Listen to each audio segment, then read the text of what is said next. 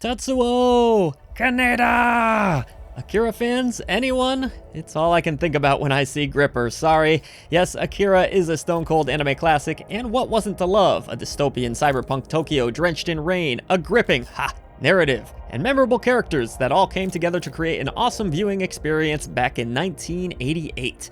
Damn, now I feel really old. It was that long ago, eh? It's obvious to me that Gripper, a single-player story-driven action title from developer and publisher Hardcore, took at least some inspiration from the classic anime, but unfortunately this isn't an experience we will be talking about 30+ years from now. Rather, it will likely be forgotten in a month, if not a week or even a day. Gripper attempts to explore the stages of grief through its campaign, but fails miserably. Our story begins with a young boy named Nun, which is maybe the worst name for a video game character I've ever heard. He receives a gift from presumably his parents on his birthday, which is a stuffed plushy cat creature. I can't stress enough how jarring it is to see the name Nun pop up in conversation. If anyone is named or knows someone named Nun, please comment down below. Not like the religious figures in a habit, I mean none, like nothing, no one.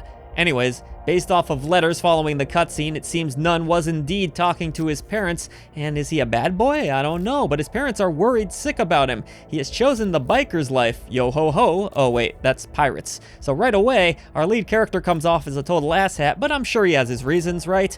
These cryptic letters continue with the parents now telling Nun not to come home, so I guess something bad has happened over the years and the world has completely changed. So we flash forward and we're all grown up, still holding on to our teddy cat, who can talk to us now, and he's really annoying. Nun's world has been completely overrun by cyberpunk baddie bosses, and you'll now need to ride through tunnels full of obstacles and take down each boss using the game's poor mechanics. By the way, the cat is really damn annoying, did I mention that? And this story never goes anywhere exciting, not helped by some very poor voice acting that doesn't fit the game at all. I'm not trying to be funny, but I legit think with no experience, I could have pulled off these lines with more conviction. So the story is far from gripping, and the gameplay isn't much better. Gripper is essentially broken up into two sections, the boss battles and the on-rails driving scenes. Bosses all feature unique patterns and weaknesses, so it will take a good deal of experimentation to learn how to take them down. Nun can slide his bike with the left trigger, god it's hard to say Nun as a name, why did they do this, which acts as an attack of sorts. You can hop over enemy attacks and then use your chain to grab items and hurl them at enemies and bosses.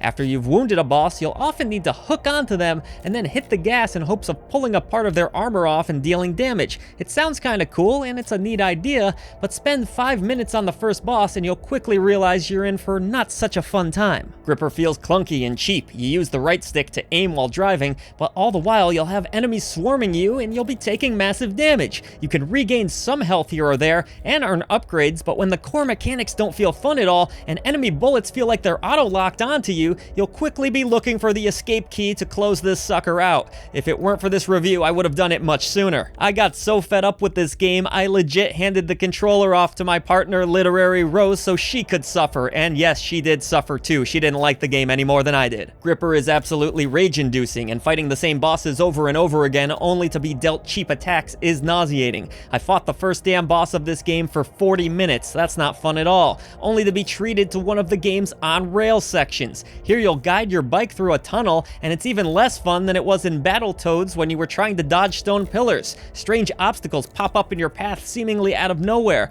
and with these sections being so scripted, you have to be damn near perfect to survive, or it's all the way back to the start. These sections are terrible, and at one point, me and Literary Rose were passing a controller from one another for 30 minutes straight, just trying to get through them. It's not just the dodging, random QuickTime button prompts also pop up, completely screwing you over and throwing you off your game. Damn! The game also features a hub world where you can get a few more story details, which it's not great, so why bother, and do those aforementioned upgrades in the garage. Here you can increase max health, healing efficiency, and a few other things should you have enough upgrade points, which won't be easily earned because, well, it requires playing Gripper. There are also some different bike skins, so the game has content, but it's hard to get excited when you know you aren't having a good time with the core mechanics. The really sad part about Gripper not being fun to play is that it not only has some neat ideas, but it's quite beautiful in its artistic style, and the retro synth soundtrack is just awesome. I love the cyberpunk look and sound of this game, with the comic book art drawings of the characters also looking phenomenal. So the artists and sound designers of Gripper have done their job, but the gameplay unfortunately is a total crash and burn. Gripper is an obnoxious game to play. I get what they were going for, essentially making a boss rush experience on a bike, and that sounds cool. I love the idea of getting more mechanics for the bike, like bombs you could drop or hurling explosive barrels, but it's just not as fun as it sounds, and this ended up being a rage quit for me, unfortunately, one of a few this year. From its obnoxious voice acting to its annoying on-rails sections coupled with aggravating bosses, the road never quite meets the rubber, and Gripper crashes and burns.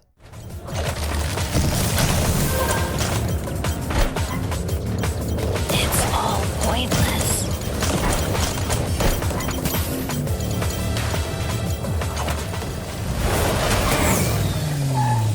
Be careful. You might find lots of nasty surprises inside.